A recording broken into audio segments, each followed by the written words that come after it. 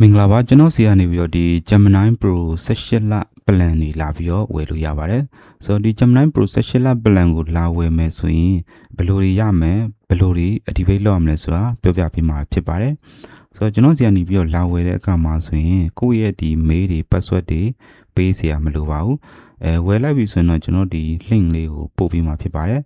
ဒါမျိုး link လေးကိုကျွန်တော်တို့ရရှိမှာဖြစ်ပါတယ်ဆိုတော့ဒီ link ကိုဘယ်လို join ရမလဲဆိုတာပြောပြပေးပါမယ်ဆိုတော့အရင်ဆုံးကိုယ့်ရဲ့ဒီ Gmail ကိုတွားရပါမယ်ဆိုတော့ကျွန်တော်တို့ကဒီ Gmail နဲ့ဒီ Gemini Pro ကိုဝယ်မှာဖြစ်ပါတယ်လက်ရှိမှာတော့ဒီမှာဒီရိုးရိုး account ဖြစ်ပါတယ်ဒီမှာဒီ storage မှာလည်းဒါ 15GB ပဲရတယ်ပြီးတော့ဒါကဒီ Gemini Pro license မဝယ်ရသေးတဲ့ account ဖြစ်ပါတယ်တကယ်လို့ဝယ်ပြီးသွားတဲ့ account တွေဆိုတော့ဒီ profile မှာဆိုရင်ဒီအယောင်လေးနဲ့ပြပြီးမှာဖြစ်ပါတယ်ဆိုတော့ဒီ account နဲ့ကျွန်တော်တို့ဝယ်မှာဖြစ်ပါတယ်ဆိုတော့ခုနတော့ဒီရလာတဲ့ link ကိုကျွန်တော်ဒီနှိပ်လိုက်လို့ရပါတယ်ဒီမှာတော့ကျွန်တော် copy ယူပြီးတော့ paste လုပ်လိုက်ပါမယ်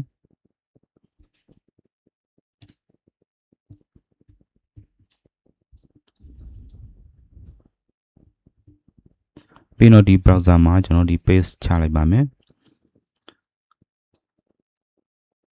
ဒီလိုပြလာပြီဆိုရင်ကျွန်တော်တို့ကဒီကိုယ့်ရဲ့ profile ဟုတ်လားမဟုတ်လားကိုကျွန်တော်ချက်သွားပြီးတော့ဒီညာဘက်တောင်းမှာသွားပြီးတော့စစ်ကြည့်လိုက်မယ်စစ်ကြည့်ပြီးတော့ဒီမှာ Google One isn't available လို့ပေါ်တယ်ဆိုတော့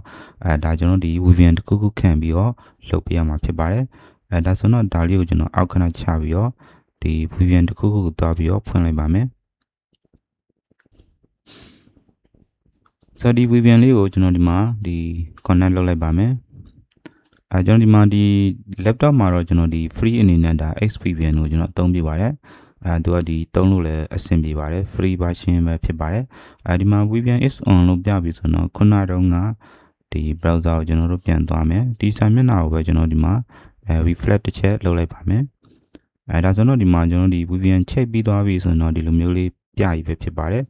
ဒီမှာဆိုရင်ကျွန်တော်ဒီအောက်ကိုနည်းနည်းဆွဲလိုက်မယ်ဆွဲပြီဆိုတော့ကျွန်တော်တို့က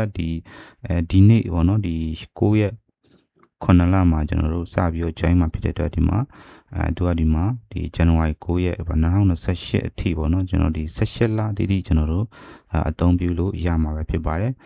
ဒီစာမျက်နှာလေးပေါ်လာပြီဆိုရင်တော့ကျွန်တော်ဒီအောက်မှာဒီ activate plan ဆိုတာလေးကိုနှိပ်ပေးလိုက်ပါခဏဆောင်ပြီးတော့ပြည်စုံတော့ဒီမှာ URL Google AI Pro Member လို့ပေါ်လာပြီဆိုတော့ကျွန်တော်တို့ကရပါပြီကိုယ့်ရဲ့ဒီ Gmail ထဲကိုပြန်သွားမယ်သွားပြီးတော့ဒီမှာrefresh တစ်ချက်လုပ်လိုက်ပါမယ်